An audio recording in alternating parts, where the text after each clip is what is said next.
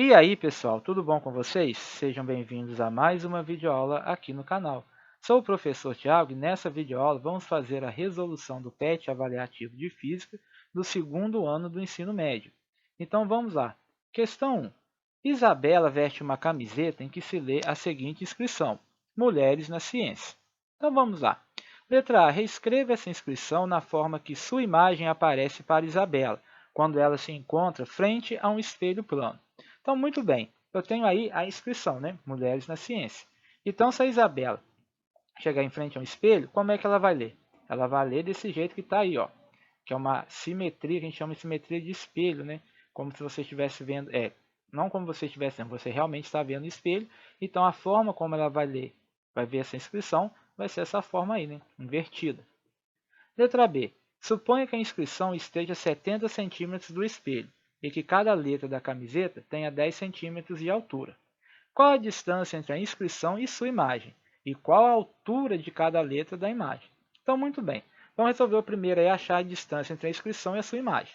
Então, como o espelho é plano, então a distância da inscrição até a sua imagem vai ser a distância da inscrição até o espelho mais a distância do espelho até a imagem, ou seja, distância da inscrição mais a distância da imagem.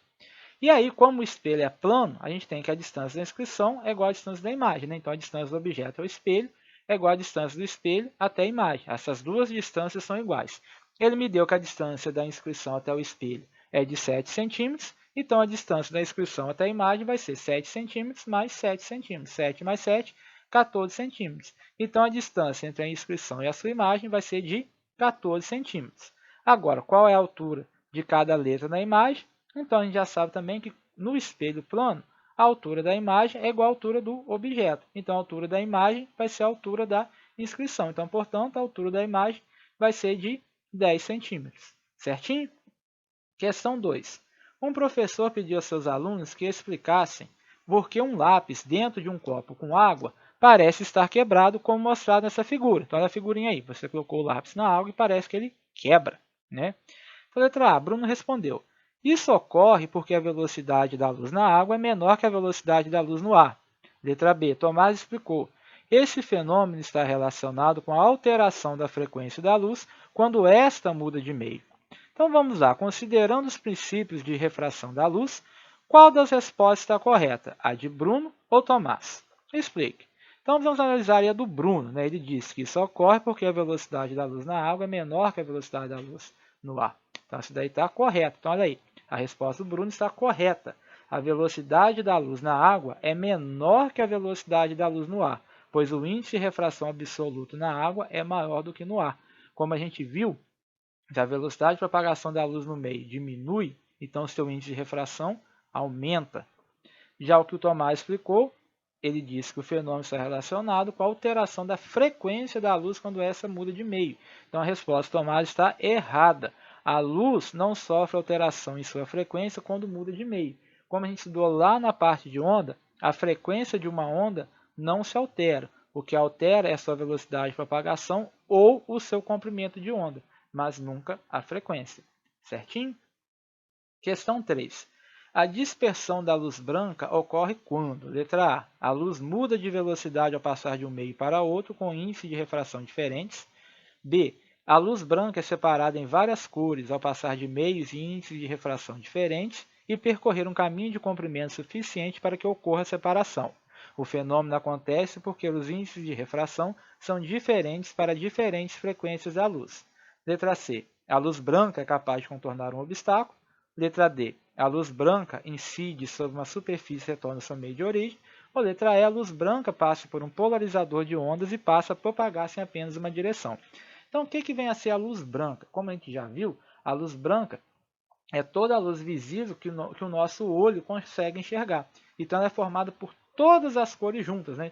Então, se pegar todo o espectro visível que a gente enxerga, né, que a gente vê, a gente vai ter aí a luz branca. Então, a dispersão vai ser o quê? Se a luz branca é formada por todas as cores, então a dispersão vai ser quando a gente for separar todas essas cores, né? Separar essas várias velocidade da luz e tudo mais, né?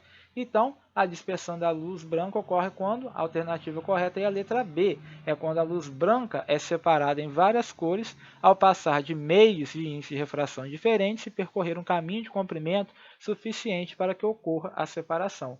O fenômeno acontece porque os índices de refração são diferentes para diferentes frequências da luz. Como a velocidade da luz é a mesma, no caso a velocidade não se altera, 300.000 km por segundo, você vai ter uma alteração na frequência e no comprimento de onda, certinho? Então a resposta à questão 3 é a alternativa B de bola. Então, na questão 4, uma onda é estabelecida em uma corda, ao se fazer o ponto A oscilar com uma frequência igual a 2 MHz. Então, olha aí a figurinha, né? A gente tem a ondinha aí representada, alguns dados dela aí. Então, identifique a amplitude, o comprimento e o período de onda. Muito bem, então quem que vai ser a amplitude? A amplitude é a distância aí, né, do ponto, é a altura entre um nó e um ventre, ou entre um nó e uma crista ou um vale. Então, a gente tem aí a altura aí da crista, que é de 10 centímetros. Então, pela figurinha, a gente sabe aí que a altura é 10 centímetros. Agora, quanto vale o comprimento de onda? O comprimento de onda é a distância entre duas cristas consecutivas, dois vales consecutivos, ou que eu sempre falo aí também, entre três nós. Então, a distância entre o primeiro e o segundo nó é de 20 centímetros, daí equivale a meio comprimento de onda. Então, a distância de segundo nó e terceiro também vai ser de 20 centímetros. Então, o comprimento de onda vai ser essa soma aí, 20 centímetros mais 20 centímetros, que vai dar 40 centímetros. Então, o comprimento de onda, 40 centímetros ou 0,4 metros. Agora, eu pedi também para calcular o período da onda. Como a gente já sabe, o período é o inverso da frequência. A frequência ele me deu que vale 2 MHz. Mas quem que é um megahertz? O mega é 10 a sexta hertz. Então, 2 MHz, 2 vezes 10 a sexta hertz. Então, 1 dividido por 2 vezes 10 elevado a 6 Hz vai dar 5 vezes 10 elevado a menos 7 segundos. Né? A unidade de medida de período é igual ao segundo, certo? Período é o tempo que a onda gasta para executar uma oscilação, ou seja, é bem rápido. Já como a frequência dela é de 2 MHz, quer dizer que em 1 segundo ela executa 2 milhões de oscilações. Certinho? Questão 5. Em algumas cidades brasileiras encontramos, em vias de grande circulação, termômetros que indicam a temperatura local medida na escala Celsius. Por causa dos Jogos da Copa do Mundo no Brasil, modificou-se os termômetros para que a temperatura fosse exibida também na escala Fahrenheit, utilizada em alguns países. Qual a temperatura em Fahrenheit, também em Kelvin, que um desses termômetros deverá indicar quando estiver 25 graus Celsius? Muito bem, primeiro vamos fazer a conversão de graus Celsius para Fahrenheit. Qual é a expressão aí que faz essa conversão? A gente já viu. Temperatura em Celsius sobre 5 é igual a temperatura em Fahrenheit menos 32 sobre 9. Temperatura em Celsius, 25. 25 sobre 5 é igual a temperatura em Fahrenheit menos 32 sobre 9. 25 dividido por 5, 5. Que é igual a temperatura em Fahrenheit menos 32 sobre 9. Multiplica cruzado. Temperatura em Fahrenheit menos 32 é igual a 9 vezes 5. 9 vezes 5, 45. O 32, se o negativo, passa para lá positivo. Então, a temperatura em Fahrenheit vai ser 45 mais 32. 45 mais 32, 77 graus Fahrenheit. Então, 25 graus Celsius equivalem a 77 graus Fahrenheit. Agora, vamos converter de Celsius para Kelvin. Então, a gente sabe que a escala Kelvin é a escala absoluta, né? Naquela no qual não existem valores negativos. Então, a temperatura em Kelvin é igual a temperatura em Celsius mais 273. Temperatura em Celsius, 25. 25 mais 273 vai dar 298 Kelvin. Então, a temperatura na escala Kelvin correspondente a 25 graus Celsius, 298 Kelvin. E a resposta correta da questão número 5, então 25 graus Celsius, 77 graus Fahrenheit, ou 298 kelvins, que dá a alternativa D de doido. Muito bem, então antes de encerrar aí, eu peço a você que está acompanhando a videoaula, que ainda não é inscrito no canal, se inscreva, deixa aí o seu joinha, para isso aí ajuda bastante aí o canal, certinho? Então questão 6, uma barra metálica de 4 metros de comprimento e de seção reta quadrada com área de 16 centímetros quadrados, ao ser aquecida, passa a ter um comprimento de 4,01 metros. Então, o número que expressa com maior aproximação a nova área da seção reta em centímetros quadrados é... Então, muito bem. Vamos pegar olhar os dados do problema. Ele me deu que o comprimento inicial L0 vale 4 metros. A área inicial da seção reta, 16 centímetros quadrados. O comprimento final vai ser de 4,01 metros, né, que ela dilatou. E essa variação no comprimento, que é o comprimento final 4,01, menos a inicial, que é 4, ΔL 0,01 metro. Então, vamos aplicar a equação da dilatação linear para colher algumas informações que vão ajudar aí na resolução. Então, a gente viu que ΔL, né, a variação do comprimento, é igual a alfa, coeficiente de dilatação linear, vezes o L0, que é o comprimento inicial, vezes Δθ, que é a variação de temperatura. Vamos substituir aí o que a gente tem. A gente tem que o ΔL vale 0,01, que é igual ao alfa, que a gente não tem, comprimento inicial 4, vezes variação de temperatura, que a gente não tem. Então, vê aí o seguinte, o 4 está multiplicando, passa para lá, dividindo. Então, o meu alfa vezes Δθ vai ser 0,01 dividido por 4. Muito bem, agora vamos calcular a dilatação superficial. Dilatação superficial, ou seja, a variação da área ΔA, é igual a beta, que é o coeficiente de dilatação superficial, vezes A0, que é a área inicial, vezes Δθ, que é a variação de temperatura. Onde beta, que é o coeficiente de dilatação superficial, ele vale 2 vezes o coeficiente de dilatação linear. E a área inicial vai ser o comprimento inicial ao quadrado. Então, o que a gente vai ter aí?